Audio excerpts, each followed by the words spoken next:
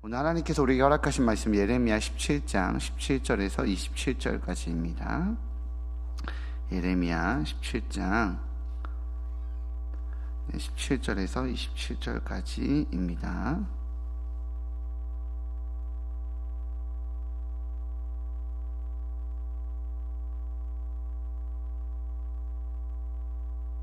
예레미야 노이즈가 좀 있어서요. 껐습니다. 예레미야 17장 17절에서 27절까지 구약성경 1078면에 있습니다.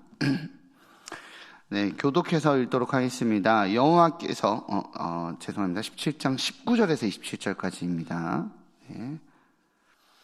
제가 먼저 읽겠습니다. 여호와께서 내게 이와 같이 말씀하시되 너는 가서 유다 왕들이 출입하는 평민의 문과 예루살렘 모든 문에 서서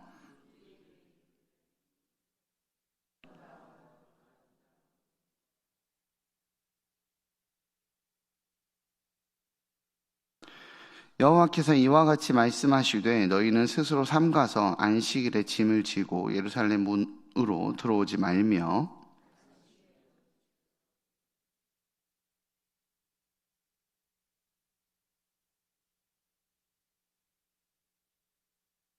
그들은 순종하지 아니하며 귀를 기울이지 아니하며 그 목을 곧게 하여 듣지 아니하며 교훈을 받지 아니하였느니라.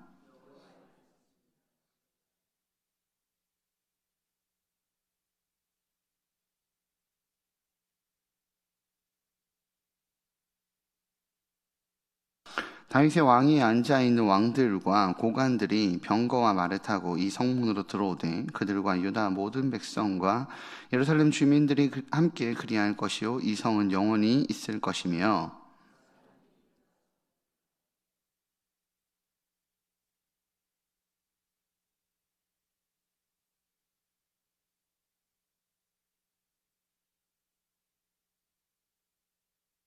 함께 읽겠습니다. 그러나 만일 너희가 나를 순종하지 아니하고 안식일을 거룩되게 아니하여 안식일에 짐을 지고 예루살렘 문으로 들어오면 내가 성문에 불을 놓아 예루살렘 궁전을 삼키게 하리니 그 불이 꺼지지 아니하리라 하셨다 할지니라 하시니라. 아멘. 이 새벽에 오신 성도님들을 주님의 이름으로 환영합니다. 감사합니다. 2014년도에 TVN에 방영된 미생이라고 하는 드라마가 있습니다.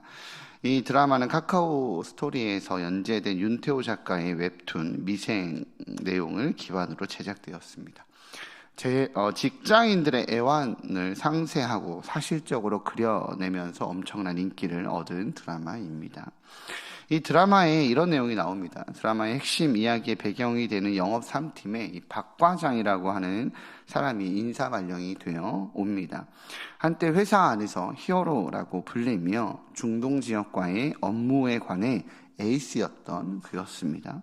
그러나 그는 음흉하고 약자에게는 위압적이며 태만한 업무 태도를 가지고 윗사람에게는 아부를 하여 살아남는 전형적인 기회주의자입니다. 영업 3팀에 들어온 박 과장과 일을 하다가 영업 3팀의 기존 멤버들은 이 박 과장이 진행하는 사업에 비리가 있음을 발견하게 됩니다. 중동 지역과 연결 역할을 해주는 현지 중간 업체가 사실은 박 과장이 세운 유령 회사였던 것입니다. 그리고 박 과장은 회사에서 받는 월급이 아닌 자신이 세운 이 유령 회사를 통해 엄청난 비용의 중간 마진을 빼돌릴 계획으로 기획안을 짜고 이를 추진하고 있었습니다. 이 상황을 느낀 영업 3팀은 감사팀을 동원해 박 과장의 비리를 파헤치게 됩니다. 그 결과 박 과장은 회사에서 해고당하게 됩니다. 그리고 이 사업에 연계되어 결제 라인 가운데 서명을 했었던 모든 사람들이 징계를 받거나 혹은 해고를 당하게 됩니다. 비리를 사전에 막은 영업 3팀은 사장님에게 칭찬을 받고 보너스까지 받게 되지만 회사 내 다른 팀원들과 중간 리더들에게는 내부 고발자로 낙인 찍히게 됩니다. 그렇게 미운 오리 새끼가 되어 버립니다. 이후 연말이 되어 다음 연도 사업 기획안을 짜야 되는 시기가 찾아옵니다. 영업 3팀은 어떤 사업을 진행할까 고민하다가 비리로 인해 폐기되었던 이 박 과장의 사업 아이템이었던 중동 중고차 판매 사업을 3팀 막내인 신입사원의 제안으로 다시 시작하려 합니다. 그러한 시도는 회사 내에 소문이 나고 많은 사람들이 손가락질하며 말립니다. 남의 사업 아이템을 빼앗는 것이라고 말합니다. 이를 추진했던 사업 당사자를 해고시킨 다음 그 결과물을 가로채는 것이라고 손가락질하기도 합니다.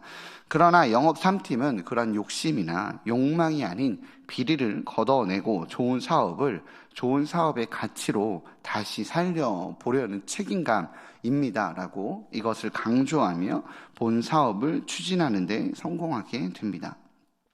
저는 이 장면을 보면서 이 비리로 망가진 사업을 다시 회복시키려는데 이를 반대하고 불편해하는 문화가 회사 내에 있다는 사실과 이를 그려내는 모습이 명장면이 되는 것이 사실 이해가 되지 않았습니다. 왜냐하면 저는 직장 생활을 해본 적이 없어서 이 드라마 속의 내용인지 실제인지 조금 동의가 되지 않았습니다. 그러나 생각해보면 교회 안에서도 비슷한 경우가 종종 있지 않나라는 생각을 좀 하게 되더라고요. 마음을 나누는 게시판을 만들었다가 불평과 비판이 게시판 안에 올라오면 대부분의 교회는 게시판을 삭제합니다. 이런저런 행사를 하다가 행사를 사진 촬영하다가 너무 해맑게 웃는 성도의 얼굴이 촬영되고 동영상 같은 곳에 사용되어 게시라도 되면 교회가 몇몇 사람만 띄워준다는 이야기가 나오면서 결국에는 얼굴 표정을 알아볼 수 없을 정도의 다수의 인원만 나오는 사진 외에는 사용할 수 없게 되어져 버립니다. 나름 좋은 의도로 어떤 행사를 진행했다가 분쟁이라도 생기면 다음에 그 행사는 교회 안에서 자취를 감춰버립니다. 물론 모든 것을 같은 틀 안에 넣고 판단할 수는 없지만 일반적으로 문제를 해결하는 것보다 문제를 없애버리는 것이 언제나 더 효율적이고 더 편한 선택이 되는 것은 부정할 수 없는 현실인 것 같습니다. 그런데 오늘 우리 하나님께서는 효과를 보지 못했던 과거의 카드를 다시 사용하고 계시는 듯합니다. 안식일이라는 이 언약의 율법입니다. 오늘 본문이 17장 19절에서 26절은 11장에서 17장까지의 단락의 결론이 됩니다. 안식일은 모세의 언약의 표징입니다. 그 과거의 표징을 역대 왕들이 제대로 지키지 않았습니다. 결론적으로는 실패한 언약의 표징입니다. 왕들의 타락을 막아내지 못한 그 표징을 여호와 하나님께서는 예레미야 선지자들에게 백성들에게 선포하도록 시킵니다. 11장은 유다가 언약을 위반하였으므로 언약이 파기되었다라는 내용으로 시작됩니다. 그리고 17장의 이 마지막 본문인 오늘은 반대로 이 언약을 지키라는 권면으로 끝납니다. 이렇게 언약이라는 틀을 통해 11장에서 17장까지 하나의 대단락을 이루고 있습니다. 그리고 그 마지막 영역에서 안식일을 지키라는 언약을 오늘 요구하시는 겁니다. 어찌 보면 오늘 안식일을 지키라라는 하나님의 요구는 언약을 지키지 않아서 징계받아야 하는 유다를 향해 다시 한번 기회를 주는 것이라고 볼 수 있을 것입니다. 원래 안식일을 지킨다는 것은 에덴 동산에서 하나님과 함께 안식했던 것을 기억하게 하는 것입니다. 에덴 동산에서 누려야 할 안식의 축복을 미리 선취한다라는 의미를 가집니다. 에덴 동산의 안식은 전적으로 선악의 기준을 하나님께 둔 자만이 누릴 수 있는 평강의 축복입니다. 그러므로 안식일을 거룩하게 지킨다는 것은 선악의 기준을 하나님께 두고 하나님이 보여주시는 선을 따르겠다라는 의지를 담고 있어야만 지킬 수 있습니다. 안식일 계명은요, 10계명 중에서 하나님 중심의 첫 3계명과 사람 중심의 6개의 계명을 연결하는 이 경첩과 같은 역할을 합니다. 안식일은 수직적으로 여호와 하나님의 뜻을 준수하는 것이지만 수평적으로는 인간의 유익을 위해 지켜야 하는 계명이었습니다. 어떤 의미에서는 이를 예수님께서 말씀하신 가장 큰 계명인 하나님 사랑과 이웃 사랑을 의미하는 바로 그런 계명이었죠. 분명 안식일은 하나님이 이스라엘에게 주시는 특별한 선물입니다. 안식일은 노동이 모든 인간 삶의 지배적인 우상이 되는 것을 막기 위해 주기적인 휴식과 안식을 통해 하나님의 땅을 누리라고 주신 선물입니다. 안식일은 유대 백성들에게 강제 노역을 부과했었던 이 애굽의 압제에서 해방된 날을 누리고 그들의 공동체 안에서 타인을 종으로 삼아 똑같이 비인간적이고 고된 일을 시키지 말라고 요구하고 있습니다. 다른 측면에서 보자면 안식일은 하루 동안의 노동을 금지하는 부담스러운 제재가 아니라 하루 동안의 휴식을 허용하는 해방을 의미하는 제도입니다. 이 때문에 예수님께서는 바리새인들이 안식일을 부담스러운 짐으로 바꾼 것에 대해서 분노하셨습니다. 하나님의 선함을 드러내는 안식일을 악함으로 바꾼 것에 대한 분노였던 것이죠. 성경 안에서 안식일을 지켜야 하는 이유는 크게 두 가지로 나옵니다. 창세기 20장에서는 하나님께서 세상을 창조하시고 안식하였기에 창조주 하나님을 기억하고자 하는 이유였습니다. 또한 신명기 5장에서는 하나님께서 이스라엘을 애굽의 노예에서 구원하셨기에 그 구원의 은혜를 일주일마다 기억하게 하는 기능으로 안식일을 지키라고 요구하셨습니다. 이런 토대 위에 안식일은 하나님 앞에서 또한 동일한 집단 내 사람들 앞에서 언약적 책임을 일주일마다 상기시키는 날이었습니다. 그러나 안식일은 무시되었고 그 결과 사회의 경제적 차원의 의로움이 위태로워진 것입니다. 오늘 본문 19절에서 20절까지의 내용에서 여호와 하나님께서는 이 성문 앞에서 이 메시지를 전하라고 예레미야에게 요구하십니다. 19절에서 20절까지입니다. 우리 함께 읽어보도록 하겠습니다. 시작. 여호와께서 내게 이와 같이 말씀하시되 너는 가서 유다 왕들이 출입하는 평민의 문과 예루살렘 모든 문에 서서 무리에게 이르기를 이 문으로 들어오는 유다 백성들과 유다 모든 백성과 예루살렘 모든 주민인 너희는 여호와의 말씀을 들을지어다. 아멘. 좀 덥지 않으십니까? 그죠? 에어컨을 그냥 켜주시죠. 네. 온도가 아직 안 떨어진 상태라 덥네요. 네. 계속 하겠습니다. 하나님은 예레미야에게 유다 왕들이 출입하는 평민의 문과 예루살렘 모든 문에서 이 말씀을, 오늘 하나님께서 주시는 이 예레미야의 말씀을 선포하라고 요구하십니다. 평민의 문과 예루살렘 모든 문이라고 한다면 결국에는 예루살렘에 존재하는 모든 성문을 말하는 거겠죠. 그럼에도 불구하고 유다 왕들이 출입하는 평민의 문이라고 표현한 것은 무엇을 의미하는 것일까요? 당시 성문은요, 이 법적인 재판이 이행되는 곳이었습니다.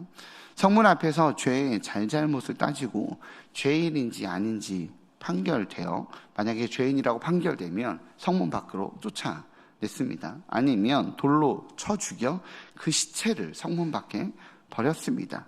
즉 성문 앞은 판결과 그에 따른 처벌이 같이 일어나는 곳입니다. 그렇기에 공의로운 왕은 그곳으로 나와 그 성문의 자리로 나와 백성들과 서민들의 사정을 듣고 공의로운 판결이 진행되도록 중재하거나 도와야 했습니다. 그러나 타락한 유다의 왕들은 그러지 않았습니다. 그들은 공의로운 재판을 이행하기에 앞서 자신들이 지켜야 하는 하나님의 언약과 율법인 안식일조차 지키지 않았습니다. 그러니 판결의 장에 백성들의 고충을 들을 수 있는 자리에 나타나지 않았죠. 그러자 판결이 일어나는 성문 앞은 공의로운 판결이 아닌 음모와 권력 투쟁의 장이 되어가고 있었던 겁니다. 그곳에서 하나님께서는 예레미야에게 안식일을 지키라라는 메시지를 다시 선포하라고 요구하고 계시는 겁니다.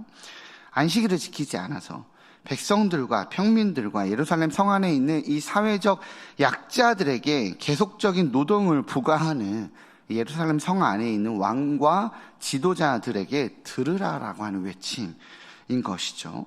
지도자들이 안식일을 보장해주고 지켜야 하는 백성들이 그래야 안식일을 누릴 수 있는 거죠. 권력자들이 쉬게 해줘야 쉴 수 있으니까요. 그러나 권력자들은 지키지 않았고 그들에게 안식일을 지켜 백성들에게 안식일을 요구하라는 이 요구를 왕도 나와서 지키지 않았습니다.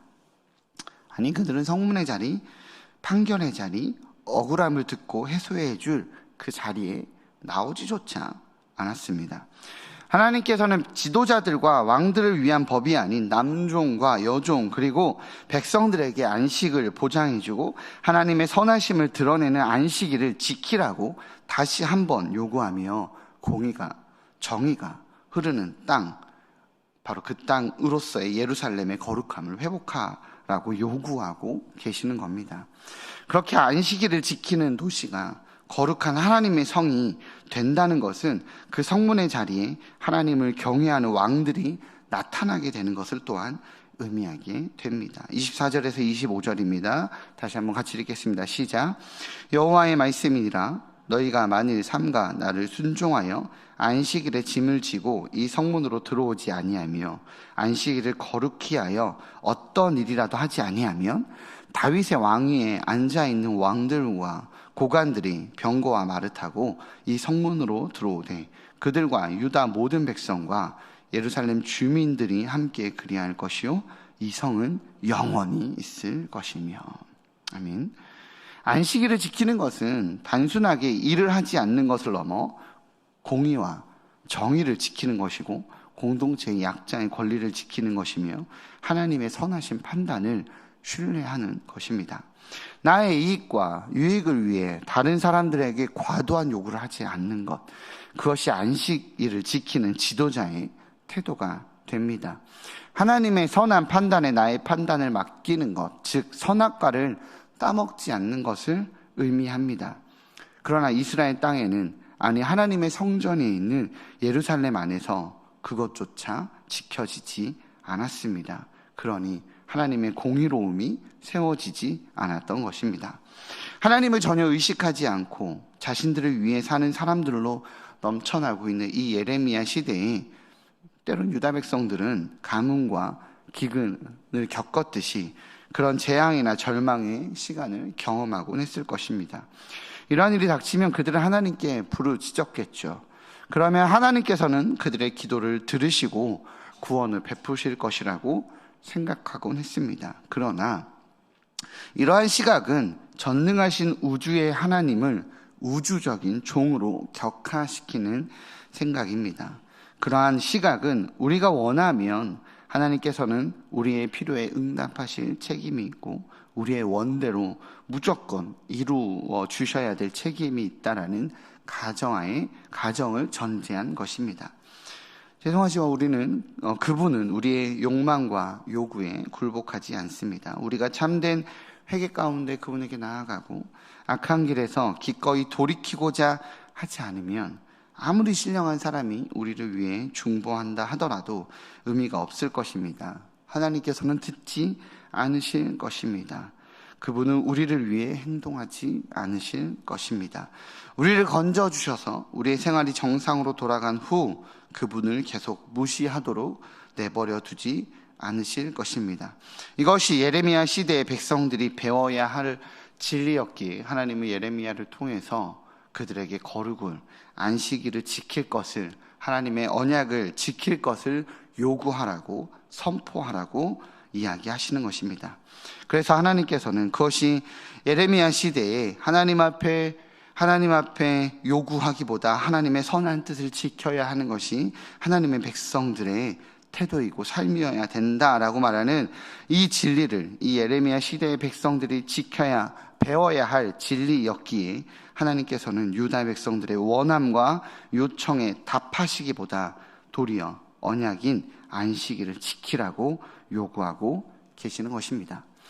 하나님께서는 이처럼 예레미야 시대의 유다 백성들에게 하나님 백성으로서의 책임을 요구하셨습니다.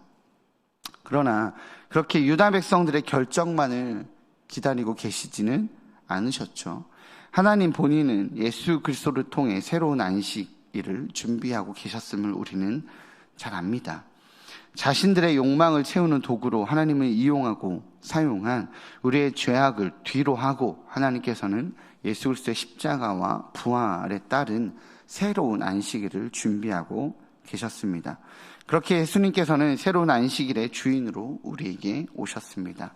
죽음 권세를 이기고 부활하셨습니다. 우리 주님께서 우리의 욕망과 요구에 반응하기보다 하나님께서 원하시는 이 선함의 방향으로 한 걸음씩 그 행보를 이끌어 가신 것입니다. 그렇게 주님께서는 인간이 망가뜨린 안식일을 가장 의미 있는 안식일로 되살리셨습니다. 하나님의 선함과 공의를 드러내는 안식일의 본질대로 우리에게 주신 이 하나님께서 주신 이 거룩한 안식일, 주일, 부활의 날을 철저히 지키는 우리 일산 충신의 성도님들 되시기 바랍니다. 그러므로 하나님의 선함과 공의를 드러내시기 바랍니다. 주님께서 이 땅 가운데 세워두신 성도로 살아갑시다.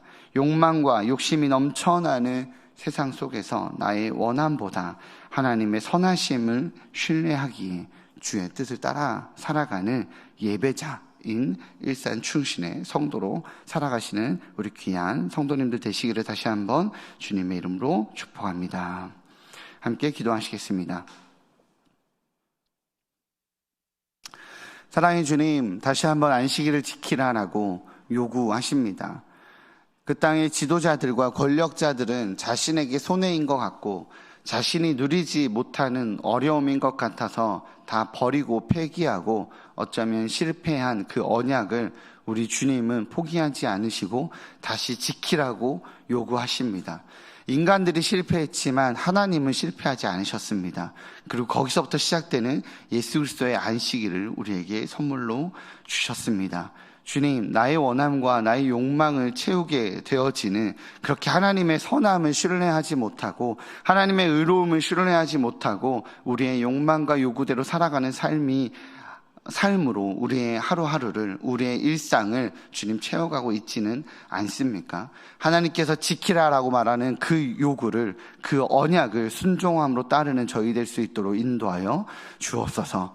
주님, 주님의 선함을 신뢰하기에 아버지 나의 뜻대로가 아니라 하나님 아버지의 뜻대로 하나님 이 삶을 살아가겠습니다 라고 말하며 선악과를, 눈앞에 있는 선악과를 외면하고 하나님의 선하심을 쫓아가는 지혜자 되게 허락하여 주옵소서. 그렇게 예배자로 살아가기 원합니다. 주님의 선하심을 쫓아가는 삶이 되기 원합니다. 눈앞에 있는 욕망이 아니라, 욕심이 아니라, 두려움이 아니라 주님의 온전한 선하심을 쫓아 살아가기에 주님이 책임지는 삶, 성도의 삶 될 수 있도록 붙잡아 주시옵소서. 감사합니다. 이 모든 말씀 예수님의 이름으로 기도합니다. 아멘.